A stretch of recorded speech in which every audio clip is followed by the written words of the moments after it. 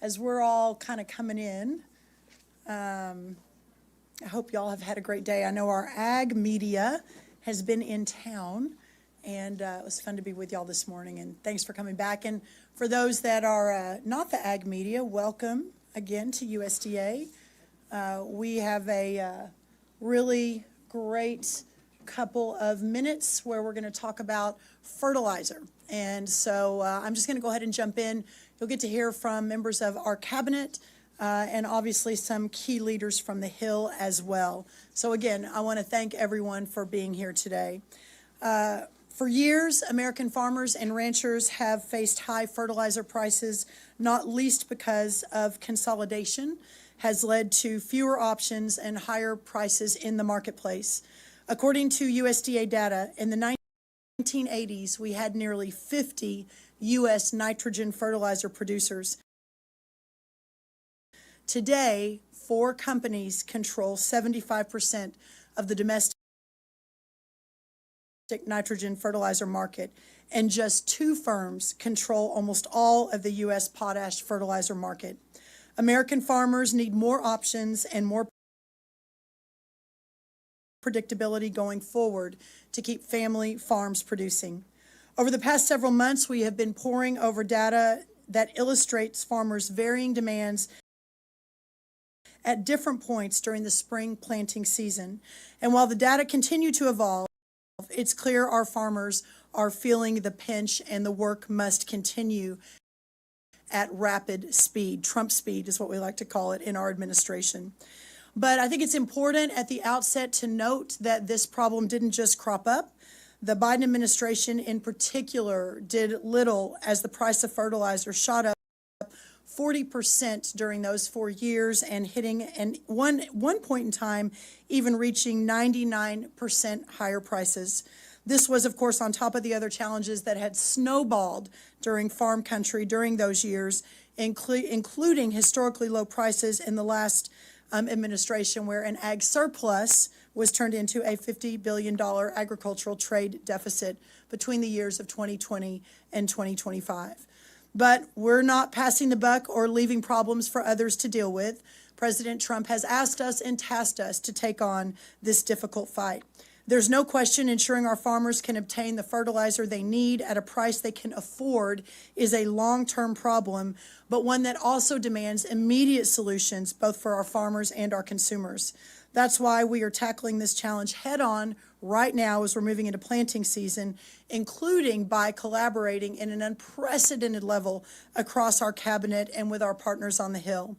So today I asked all my colleagues at very last minute to join us so that we can together update on this problem that is facing our country and what we are going to do first in the short term and second in the long term. Long term is really where I want to focus most of today, but we also, obviously with prices where they are, want to talk about the short term. First, of course, you all know in March, President Trump suspended the Jones Act for 60 days to boost shipping flexibility and help vital resources like fertilizer flow more freely to U.S. ports. Just last week, President Trump further extended this waiver by 90 days. According to the U.S. Maritime Administration, we saw this tool used in early April for several anhydrous ammonia deliveries. So we've seen it actually in action, and we expect more fertilizer to come in under this waiver in the coming days and weeks. Number 2, we removed restrictions on fertilizer imports from Venezuela. In March, the Treasury Department waived restrictions on U.S. entities purchasing petrochemical products from Venezuela, including fertilizer, to increase domestic supply. We are working daily alongside both Treasury and State, Secretary Rubio and Secretary Besant, with companies looking to send us their urea and sulfur. One pending shipment, we believe, perhaps on its way based on current data, will fill about 57% of our April to June urea gap. Number 3, and fortunately Administrator Zeldin, so grateful to him, but number 3 in the short term, rewriting diesel exhaust fluid rules. In March, President Trump directed our great EPA to rewrite the rules on the diesel exhaust fluid. I'll let Administrator Zeldin talk a bit about this one, but we're hearing, for example, the Dakota Gasification Company has deliberately prioritized higher urea production while reducing DEF output in wake of this recent news. Again, real world answers to some of the policy solutions that we're putting out. Number 4, critical minerals. This work dates back to spring of 2025 as well, when President Trump reinstated potash as a mineral critical to national and economic security. This underscores our belief that the availability of affordable fertilizers is essential for U.S. food and farm security, which means, of course, national security, and our great Secretary Burgum will speak a little to that. Next, antitrust enforcement. In September of last year, just a few months ago, we signed at USDA alongside the Department of Justice an MOU to strengthen competition and harness agricultural input costs, including fertilizers. While Attorney General Blanche is not here today, we continue to have that discussion, and the DOJ is taking that very, very seriously. And the private sector is stepping up. Just last week, I had several of the CEOs from major fertilizer companies in the office here at USDA. Several of our cabinet members were there as well. A great American company, CF Industries, listened to farmers and to the administration and has delayed their scheduled maintenance on their ammonia plant in Donaldsonville, Louisiana, supplying an additional 100,000 tons of granular urea to U.S. customers that otherwise would not have been available this planting season. Another example, Pivot Bio is also allowing customers to lock in their prices through the 2028 season. Our administration continues to push others in the private sector to make similar commitments to our farmers. Strengthening the domestic supply is crucial, but we're not stopping there. The Department of Treasury recently announced they're taking action at the G20 this April in his capacity as chair of the G20 finance ministers and central bank governors. Secretary Bessent issued a chair's statement calling on countries to refrain from imposing export prohibitions or restrictions on fertilizer, and we look forward to our friends and allies stepping up to the plate. Here at USDA, we're currently harnessing ag precision technology alternatives to fertilizer on a scale never before seen in the history of our country. Last month, USDA, Senator Hoeven, launched the National Proving Grounds Network for Ag Tech to test and validate emerging and existing precision agricultural technology that reduces reliance on fertilizer imports. These new technologies hold the potential to radically improve the situation, and the best minds in America are already working hard to make that happen. Again, these are just some of the short-term actions that we have taken in the last 60 days to shore up fertilizer prices as much as is humanly possible with the current conflict. But I also want to note that we are looking, and perhaps even more importantly, at the long term and what we have to do to ensure this situation does not happen again. At our rural development mission in that area, we continue to build out production through a $900 million fertilizer production expansion program.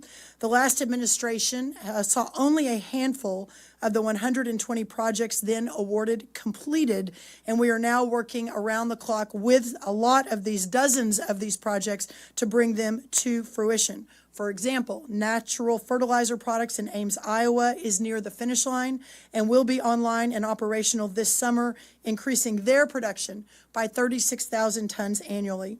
I also want to call attention to two big funding opportunities that the administration is driving. Number one, and again, so grateful Secretary Lutnick is here to talk more about that, but the Commerce Department Investment Accelerator projects, fertilizer projects, investing over $1 billion in the United States infrastructure may be eligible for assistance from the Department of Commerce's Investment Accelerator, which is currently overseeing a historical, stunning number, $750 billion available thanks to our trade deal-related funding. Again, Secretary Lutnick will share more about that. Number two, Secretary Chris Wright, he's on travel today, he's not here, but asked to pass along the Energy Department's Energy Dominance Financing Program. This is Secretary Wright's program, and he's financing critical materials projects, notably just provided an over $1.5 billion loan for an Indiana ammonia project. Also streamlining permitting. The great Adam Tell is here to talk about that. But the Trump administration, primarily EPA, Department of Commerce, DOI, and the U.S. Army Corps of Engineers are specifically streamlining to put, again, at warp speed, the permitting for air, water, chemicals, environmental review, safety, and transportation. One example, again, I mentioned Adam working today and tomorrow, and hopefully soon getting across the finish line to officially permit the CF Industries' new world-scale ammonia facility at Blue Point Complex in Louisiana, which is expected to be the largest ammonia plant in the world, with a nameplate capacity of 1.4 million metric tons per year. And then, of course, legislation, partnering with our friends on the Hill.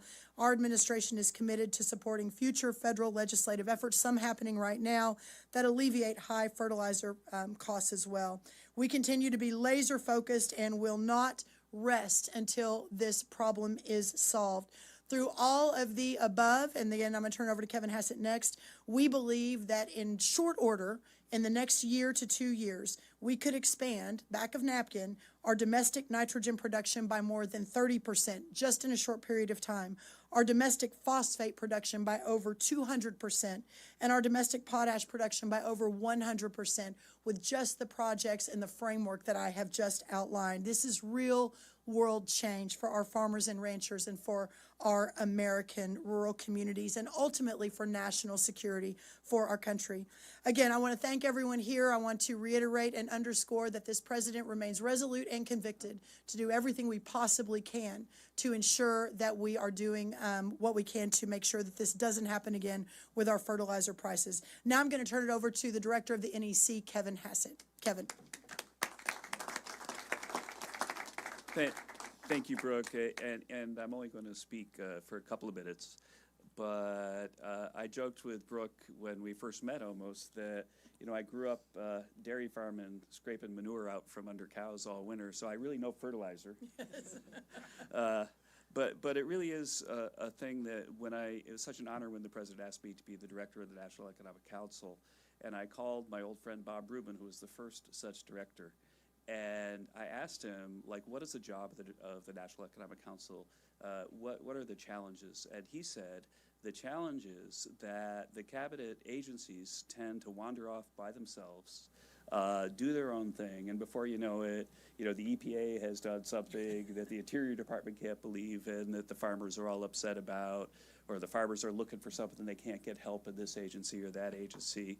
And I was talking to a journalist a couple of days ago, and they said, what do you think is the most untold story about the Trump administration? And I think the best story that no one writes or has written yet is how incredibly these people have come together as a team. If you think about everything that Brooke just said, every little bit of thing that we're doing for the farmers is something that requires these agencies to coordinate. And so I haven't actually done a whole lot in this space other than be a coordinator. and I'm really, really proud of the camaraderie that we've created in the Trump team. And Secretary Bessent and Secretary Wright are part of that team. And where does the camaraderie and the productivity come from? It comes from meetings in the White House many times a week, where people disagree and agree and talk to the president, and then he decides. And I just think that if you think that we're moving fast, it's because we are. And if you wonder why we're moving fast, it's because we all are unified in the goal of helping American farmers. Amen. Well said. Thank you so much. Director Hassett, and the White House is resolute. Now Secretary Lutnick to give us a little bit more color and context on his incredible work in reshoring to America. Thank you, Secretary. Look, we all know that fertilizer input costs are a challenge for our nation's farmers. And President Trump is focused on it, so let's talk a few things about what we're going to do. We're going to invest in domestic fertilizer manufacturing. So if we can strengthen our domestic supply chains, our investment accelerator will create more manufacturing domestically here.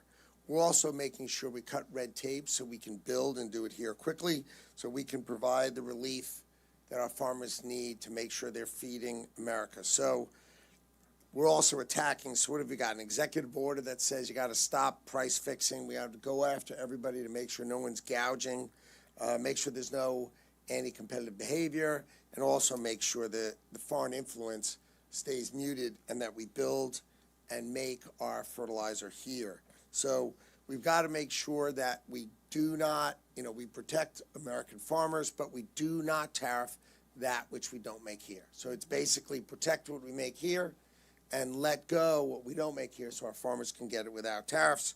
And lastly, as part of the trade deals we did, as an example, the Japanese deal, not only do they agree to invest $550 billion in America to allow us to build out fertilizer plants in America, but they've also agreed to buy $8 billion of agricultural goods, because I'm always, Brooke is always saying, come on, Howard, you got to get out there and sell for us. So I'm always out there selling for the American farmers. So thanks for being here today, and we're all working together for you. Yeah, thank you, Howard. Thank you. Thank you so much, Secretary Lutnick. And it is true, he is out slinging soybeans with the best of them, and we're so, so grateful to him. Secretary Doug Burgum, Department of Interior, thank you for your leadership on this, Doug.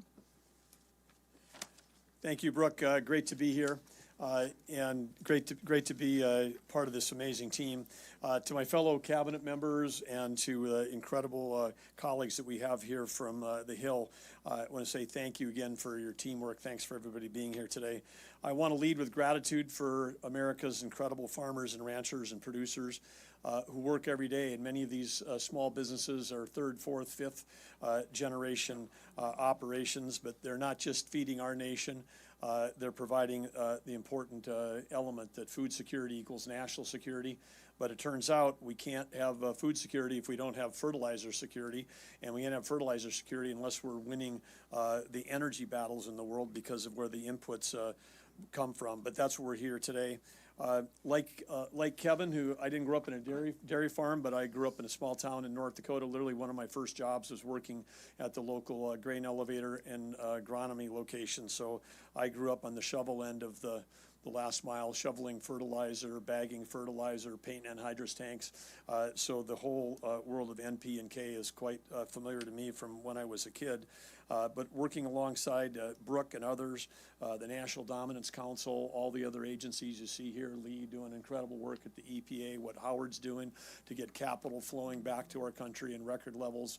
Scott and Chris, what Kevin was saying about the teamwork was one of my messages as well, because it's really incredible. And we've got direction from the president, which is we've got to unlock critical minerals. We're in a position where our supply chains are too dependent on others, and particularly China, who are controlling not just the minerals but the processing. But to unlock that, the Bureau of Land Management, which is part of the Department of Interior, one of the things we've done is we've executed a significant pivot from the prior administration, where there was literally no mining permitting going on across the whole range of things. It didn't matter whether it was copper, aluminum, silver, critical minerals, but also for potash and for phosphate. And we've authorized 100 critical mineral permitting projects in the last 15 months under the Trump administration. Among those, 4 were major fertilizer-related projects across 130,000 acres that have been opened up in Utah, Idaho, and Nevada, again, unlocking phosphate and potash, the core inputs. But we didn't just approve those, we also sped them up. We've taken permitting that took years, moved it down to literally weeks and months. 2 of these projects, of the 4 fertilizer ones, we moved through what's called Fast 41, which is federal permitting reform law designed to speed up improvements for major infrastructure projects. And of course we can do that. We can go faster and we can protect the environment. There's no trade-off there. We're a country that can do great things quickly. And by cutting red tape and bringing certainty to the capital that flows into these projects, we get more capital, more job creation. We get, communities know, farmers can depend on the fact that we've got domestic fertilizer production. And so I think everybody up here knows that we do have a permitting problem. I do want to say thanks to the congressional leaders that are here for everything they're doing, working on fixing that. And of course, as we know that there's an urgency to this right now, we are moving at Trump speed. And Trump speed isn't just fast, it's smart, it's strategic, it's the right direction, and it's powered by the teamwork that you're seeing here. And we are strengthening this. The goal, to strengthen these domestic supply chains so that American farmers and American consumers aren't reliant on foreign sources. One of the other areas that, of course, for fertilizer, nitrogen's key, but whether it's urea, whether it's ammonia, anhydrous ammonia, it all comes primarily from natural gas. And the United States, under President Trump, we've gone from 15 months ago, there was a ban on exporting LNG from this country. Now we're the world's largest exporter of LNG. We're the world's largest producer of natural gas. We're the world's largest producer of oil, which of course helps us drive products down for refined products. I want to dispel something. People said, why are you exporting all this natural gas? That must be part of what's raising the price here at home. The answer is no. At the Henry Hub, where the price of natural gas, it was $3 a unit at the Henry Hub when the recent conflict started about 6 weeks ago with Iran. During the middle of that conflict, it was $2.70. For a while, it was $2.60. The price of natural gas went down. There's places in the Permian where natural gas is negative. We have so much of it, and we don't have enough pipeline capacity. There's places you can go in the Permian, and people will pay you to take their natural gas. And that, of course, is one of the major inputs for the ammonia side of things. So what we're doing here with energy dominance is also going to help over the long term when we start getting more the production facilities that Howard and Brooke were talking about, bringing those online. That's going to make a huge difference. So energy dominance is the key pillar of fertilizer security. It's also then fertilizer is key to food security. Food security is national security. That's why we're all here. Before I close, you're going to hear from them, but I do want to give a shout out to my fellow North Dakotan, John Hoven. Brooke talked about the Dakota Gasification Project. He'll talk about that. He was behind that when he was in the private sector, when he's behind it when he was governor. He's been behind it when he's a senator. They're a big producer of urea. And then, of course, everything that was related to tech, the tech that's coming in the future in automation and agriculture to reduce inputs and increase profitability. There's a project in North Dakota called Grand Farm. John has supported that since the day the concept came up. He's been back for every ribbon cutting, and I just want to thank him personally on behalf, because it's not just benefiting farmers in North Dakota, it's benefiting the nation. He's been a leader in ag tech since I've known him, and that's coming up on 30 years. So thank you, Senator. Incredible to see it all come to fruition. Next, Administrator Lee Zeldin. No better friend of the farmers than you, Lee. Thank you. Please join us. Thank you, Secretary Rollins. She's very generous in saying that, being that we all know just how she spends all day, every day with her entire team figuring out how to score wins for U.S. farmers all across this country. And very grateful for her leadership in bringing us here together to be with my colleagues on the cabinet and some of the greatest champions and advocates you'll find on the Hill for our farmers. It really is an honor for us to be here. It has been truly a privilege to serve as EPA administrator and be part of the Trump cabinet. And Kevin Hassett really said it best. The way that President Trump brings these agencies together to work together, to coordinate, cooperate. We're not siloed off in our own agencies and not talking to each other. We're working closely, and that is all day, every day. As EPA administrator, as I travel around this country, the number one topic that I hear about from our farmers is complaining about diesel exhaust fluid. And over the course of the last several months, there have been a lot of actions that EPA has taken, and it wouldn't at all be possible if not for the directive and leadership and vision of President Trump. Last August, while I was at the Iowa State Fair with Small Business Administrator Kelly Loeffler, we made an announcement. Secretary Rollins participated by phone. There's no way we can make an announcement like this without Secretary Rollins participating, and we announced new guidance to significantly reverse the deratements that we saw across this country. We then followed it up in February with right to repair guidance, making it abundantly clear that our farmers should not be forced to go to certain authorized dealers to be able to repair their own farm equipment. It saves time, it saves money to allow these farmers to repair it themselves or to go to someone else who can help them without having to go far away and spend more in order to be able to fix their equipment. We also sent a letter to 14 engine manufacturers to request data as it relates to the SCR equipment and the equipment failures. One of the pieces that we hear as we travel around, when a farmer talks about how a DEF deratement is something that impacts them, it's not about, hey, I heard this story once upon a time that someone in my zip code claims that they have a cousin who had a deratement. It is a story of how that farmer has had a tractor 4 times during harvest that season derate at the worst possible time, and what that means as far as time and money too significantly adds up. But we need the data. In the meantime, President Trump announced this at the White House, a great event. I'm sure many of you were there. If not, you're tuning in. with several hundred farmers from across America, and President Trump announced that EPA that day was getting rid of the requirement for DEF sensors. The next big move that we are going to be making is an announcement on proposed rulemaking on the 2027 nitrous oxide rule. And in that process, we plan on proposing to eliminate DEF deratements entirely. It is our desire to do everything that we can to the fullest extent of the law to be responsive in the Trump administration to the concerns that we have heard from farmers across America all day, every day, with all the powers that we have. And that is why Secretary Rollins, Kevin Hassett, brought us together to be making this announcement. It's not just about what one of our agencies can do, it's about everything that all of our agencies can do at once to be responsive to this crisis. Thank you. Well said. Well said, Ms. Zeldin. Thank you, Administrator Zeldin. Next, our Assistant Secretary of the Army for Civil Works, Adam Tell. Thank you, Adam, for being here. Thank you, Secretary Rollins. On behalf of Secretary Hegseth and Secretary Driscoll, I would just like to let everyone know that since the beginning of the Trump administration, under President Trump's leadership, the Army Corps of Engineers has permitted more than 1,000 energy projects. We're about to apply the same playbook, thanks to Secretary Rollins' leadership, to the fertilizer needs, the supply chain around fertilizers that our country has right now. We're on the phone every day with Secretary Rollins to ensure that these projects around our country, we remove friction from the system and allow our innovators to build here in the United States of America.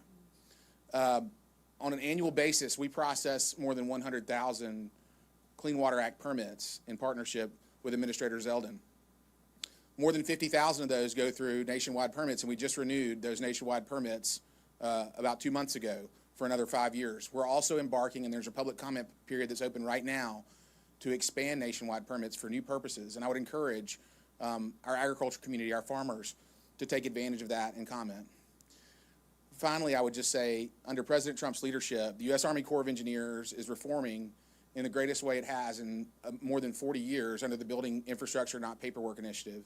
And it's a reminder of the importance of our inland waterway system and our ports in the United States. This is what allows us to get fertilizer to the heartland of America, and then to take products from the heartland to the world. And this is something that's underwater. A lot of Americans may not even know it exists. But we work every single day to make it more efficient, more effective, so that our channels are open and we can get American products to the world and we can get inputs to our farmers. Thank you. Beautiful. Thank you. This is very exciting to see all of this come together. Chairman John Bozeman, Senate Ag Committee, any thoughts? Well, thank you very much for bringing us together. I don't know that anybody else could do it. This is a who's who from the administration. All of these people are incredibly busy, as you know. And I think it says two things. I think it says how important this is to President Trump to come up with solutions, and then also how, what a great job, how persistent Secretary Rollins is in able to pull this off. So we really do appreciate it. This is all about trying to find a solution, not just short term, but very importantly, make it such that we have a safe, secure, reliable source of fertilizer as we go forward. As was mentioned, food security truly is national security, and then also the detriment to our farmers, the farmer community, when our inputs are so high up. So again, thank you so much for having us. Again, the administration is so well represented. Senator Marshall is here, Congresswoman Henson is here. They're doing a great job legislatively trying to get things done. You've already been said enough nice things about, but nobody does a better job on ag appropriations, coming up with the money that we need to get these things done. We'll be having a hearing in the Senate Ag Committee in May, talking about fertilizer, both from a legislative standpoint and into the future, what we can do in order to make things such, again, safe, secure, reliable into the future.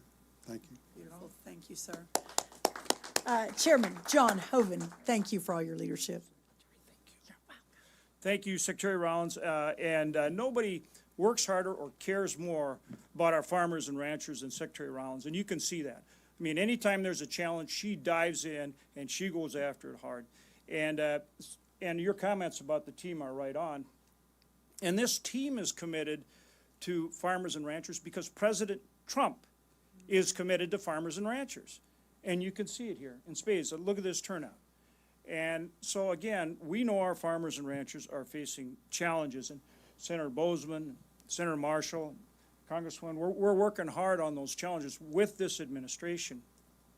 I want to just emphasize, Secretary Rollins talked about both the long-term and the short-term. Let me start with the long-term for just a minute. She mentioned the Ag Tech Proving Ground. We're starting that at Grand Farm in North Dakota. It is super exciting. In the old days, we used to call that precision agriculture, but now it's Ag Tech.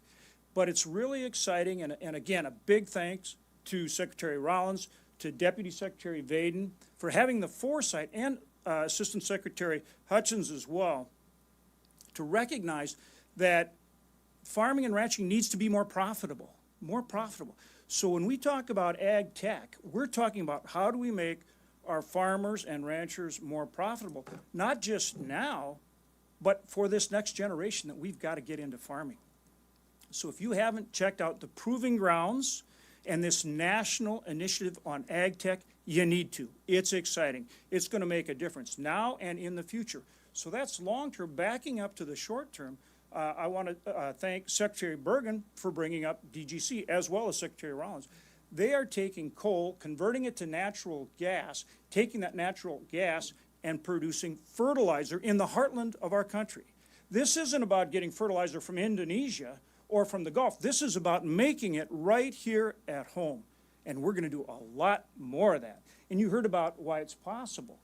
Whether it's Secretary Zeldin, whether it's Secretary Tell, or any of these great people, or of course the big guy, Kevin Hassett, who's kind of directing the whole thing, they are committed to making it here in America, right? And we're going to do it. We're on our way. The other thing is we are hard at work, and with the administration and with obviously our great leadership in the Senate and the House, we need to do more on the farm bridge assistance. So when we talk about long-term and short-term, we're also committed, and right up to the president, we've had those conversations on doing more with farm bridge assistance as well now in the short term. Thank you. Thank you, Mr. Chairman. Senator Roger Marshall. Well, thank you, Madam Secretary. And I want you to come up here just for a second. And I just want to say that no one has done more, no administration has done more for the American farmer or rural America than the Trump administration, and it all starts right here at USDA. So on behalf of all the farmers, ranchers, and peoples in rural America, thank you so much. You know, the administration has done its job, and now it's time for Congress to do our job. We're dropping a bill today. It's called the Lowering of Input Costs for American Farmers Act. What this bill does, it eliminates the countervailing duties on Morocco's phosphate. This would lower the cost of phosphate fertilizer over 20%. Now, those numbers are from Texas A&M, so I hope you'll still accept That it. must be perfect. So to lower the cost of phosphate fertilizer by over 20%, that's $150 a ton, and that's real money when it comes to a Kansas farmer. But we need more than that, and we've also introduced a package of fertilizer bills as well. This didn't start yesterday. To what the Secretary was starting about, this really started when Russia invaded Ukraine. That was 2022, and what we saw were fertilizer prices jump up 50%. And it's just not nitrogen fertilizer, though about 20–25% of the nitrogen fertilizers are still made in Russia, traverse the Black Sea, but Belarus still accounts for about 35% of the potash world exports as well. So that war really started all this, and that's when we started working hard on fertilizer. We have a package of 5 bills. They're bipartisan bills. And they work together to lower farmers' fertilizers costs by requiring price transparency and market research, promoting domestic production and competition, reducing regulatory barriers. They all create pathways, for one of my favorite areas for biostimulants at lower cost alternatives. And I say it's bipartisan. We have leadership from Senator Thune's bill, Klobuchar, Grassley, Baldwin, Ernst, Warnock, Hyde-Smith, Padilla, in addition to Hoeven's bill, and of course the chairman of the Ag Committee here as well, who's going to give us a hearing very soon, and hopefully that'll be followed up by a markup on these bills so we can start lowering fertilizer prices tomorrow. Thanks so much. Thank you, Senator. Last but certainly not least, and then we'll open it for some questions, the great Congresswoman Ashley Hinson. Thank you, Secretary. Thank you. Well, good afternoon, everyone. Nothing gets my blood pumping, Senator, like talking about countervailing duties, which I know makes me a true Iowa nerd for agriculture. But I'm so excited to be up here with this dream team of people who are helping to fix these problems surrounding fertilizer. It definitely impacts our Iowa farmers. There's nothing I hear more about than input costs right now from our folks back home. It's because of decades of offshoring production and consolidation in the industry. It's left our farmers squeezed, and so we hear a lot about it. So if you're taking one thing, farmers who are watching today, from the people who are up here today, it's that we hear you and we are here to fix these problems for you. Iowa farmers also know that this is, again, not a problem that appeared overnight. These fertilizer prices have increased exponentially, as the senator said, over the last several years, creating not only that uncertainty, but let's face it, they've had razor-thin profit margins, if profit at all, and we need to reverse that trend. So I'm really grateful to the President, Secretary Rollins, this entire team from the Cabinet who is here to show what we're doing to help lower those costs for our producers, but there is more to do. And again, the Secretary talked about the short term, but again, there is more to do in the long term. So I am thrilled to have partners to work with across the rotunda to make sure we can get these policies through in Congress. We need to do more to bring our U.S. fertilizer production to capacity, build out that capacity for not only small but mid-sized fertilizer processors, and ensuring again that we are promoting competition and transparency. And I am proud to lead several of the bipartisan initiatives from the House side in Congress to grow that domestic supply and improve price transparency in our fertilizer markets. We know that our farmers are feeding and fueling the world. We talk a lot about that, and Secretary Burgum, you talked about food security being national security. Energy security is national security, and I won't stop fighting until our farmers get the relief and the transparency that they deserve. So thank you so much for allowing me to be here today, and I'll turn it back over to you, Madam Secretary. Thank you.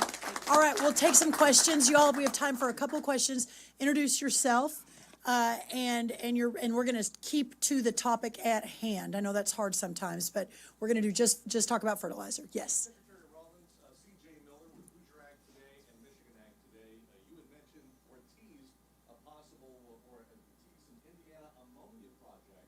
I'm kind of curious if you could elaborate a little further on that, because no doubt a lot of Hoosier farmers and folks across the Midwest would like to know a little bit more about Indiana ammonia project. Well, the good news is we have multiples of projects moving out through the Midwest and down into the Southeast. We also have some coming out of Washington and California.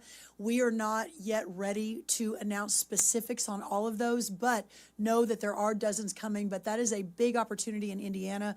We're really excited about it. We'll follow up with you directly with Alec on our team or Micah Boot and get you more information when everyone is clear that we can move that out. But it's coming. Thank you so much. Yes, sir. Agriculture groups have been pushing the administration to lift those tariffs on countervailing duties on Moroccan and Russian phosphate fertilizer.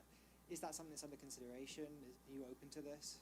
Yes, the White House and our administration is currently reviewing that. We're having very high-level meetings to discuss it. As with any team, there are varying views on the effectiveness on what that could or should do, but it will be moving out a decision very quickly on that. I don't know, Kevin, if you want to lean in on the countervailing duty question. Oh, it's just something that we're discussing with senior principals very shortly. Right now. Yeah. We'll have a decision very soon on that. Clearly, we are working around the clock to lift as much pressure off of the prices as possible. So even though there are varying views, there is, I think, real momentum toward movement in doing just lifting that pressure. And so if I think everyone is convinced that that will do that, then I think you'll see news on that very soon. Thank you. Yes. Yeah. Hello, Martha. Hi, thanks for taking our questions. On the fertilizer production expansion project, you mentioned that it's a $900 million program. On the rural development website, it says there's about $700 million of that has been spent. Does the administration have plans to spend more than $900 million, to pull more money from the Commodity Credit Corporation, anything like that? Yeah, everything is on the table.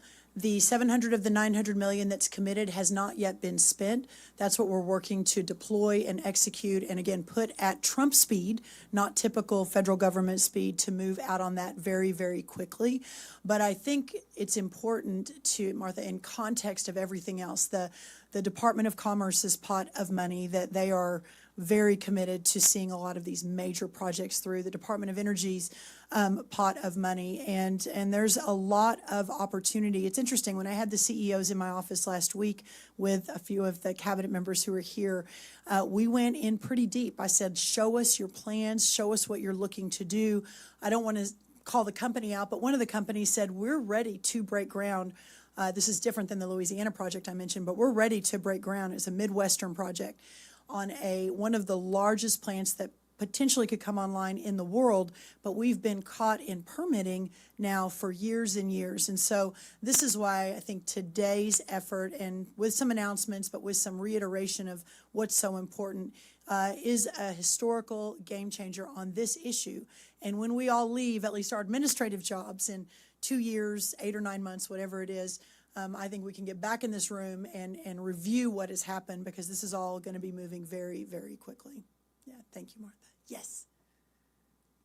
And if you'll introduce yourself. Yes, hi, Skylar Woodhouse with Bloomberg News. Thanks so much for doing this today. And I just wanted to see what you have sort of talked about all of these projects and announcements that the administration has been working on, but what do you say to the farmers who still are saying that the administration is not doing enough, especially as planting season kicks off, and it seems as if the war in Iran does not appear to necessarily be maybe wrapping up anytime soon? Well, I think that's why we gathered today. I can't tell you, and I hope you all know in the press and those who are watching online, this all of government approach. And obviously, as a Reagan conservative, I cringe a little bit about saying the government is here to help you. But in this instance, this is an instance where there is a massive gap in the market. We could have another press conference on the consolidation of some of our major producers and processing plants. We could have another one on, the national security implications of this are real. And when you look at, I think I mentioned we had 40 fertilizer plants just in the nitrogen area in the 1980s. We're now down to 4. These are significant issues, but they didn't pop up overnight.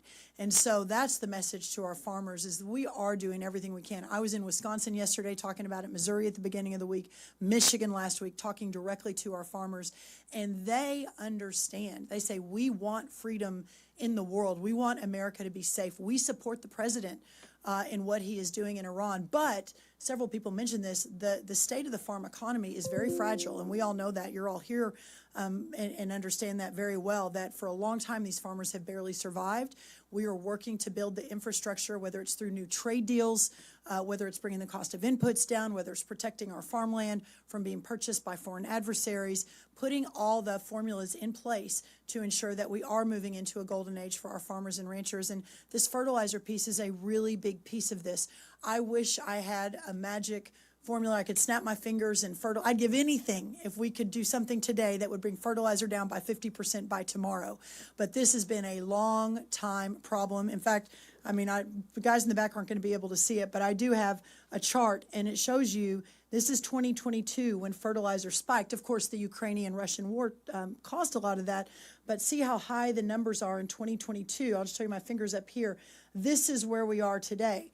Lower than that, significantly lower than that. And the reason I say that is not to ever mitigate or say our farmers aren't facing significant problems from the fertilizer prices, because they are, but this is not a new problem that just happened in the last 60 days, and this is what we're working to solve for the long term. Secretary Rollins, can I add something yes, to that question? I just want to communicate with my farmers again, reminding some of the work that we have done that they're just now seeing relief. So the Working Family Tax Cuts bill, we added $50 billion to crop insurance as well as the reference prices. So this fall, when they're getting their crop crops in, the reference price is going to give them significant relief as well. From the tax side, we doubled the death tax exemption. We gave them permanence on the 199A deduction, and then they can write off interest deductibility, bonus depreciation as well. And when I said earlier, this administration, and in this case, Congress has done more for the American farmer in rural America than anybody in history has. A $50 billion Rural Health Transformation Fund on top of that. So there is relief on the way.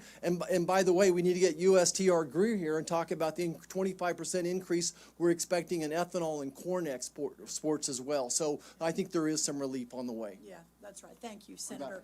We'll do one more. Yes, sir. Secretary Dale Single, Southeast AgNet Radio. Can you discuss the efforts that the department has undertaken to address the price discovery on fertilizer?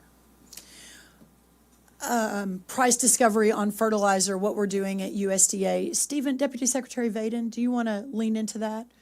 Our fertilizer expert here, our great Deputy Secretary, Stephen Vaden. So you've raised a very important issue, because the way price discovery generally works is you have multiple competitors in the marketplace, and it's through their competition we find what the appropriate market price is, and consumers generally rely on that.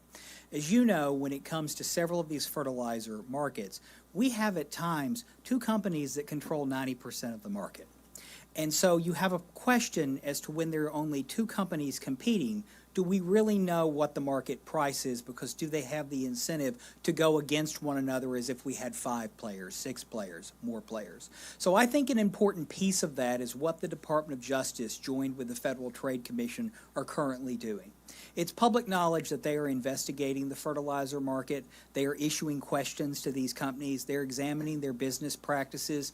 And we need farmers to share with us the information that they have about what they are hearing from their own fertilizer dealers. Because I know, for example, when I go back home to Northwest Tennessee, they'll tell me about phone calls they got that predate the conflict in the Middle East. And those phone calls all say the same thing. If you buy your fertilizer now, it's X. If you go down the road 30, 45, 60 days, it'll be Y. Y is always greater than X, and on. And that's very interesting for a commodity that's supposed to be publicly traded. And if we're talking about other commodities like, for example, oil or other widely known commodities, you wouldn't be able to say that with such assurance. And yet our farmers have been dealing with that for years. So that is where the President's executive order asking the Department of Justice, asking the Federal Trade Commission to look into these markets take place. But it's also where the initiatives that each of these cabinet members have announced have come into play, because by getting more people in the market and more supply, we will have more competition, which will give us more faith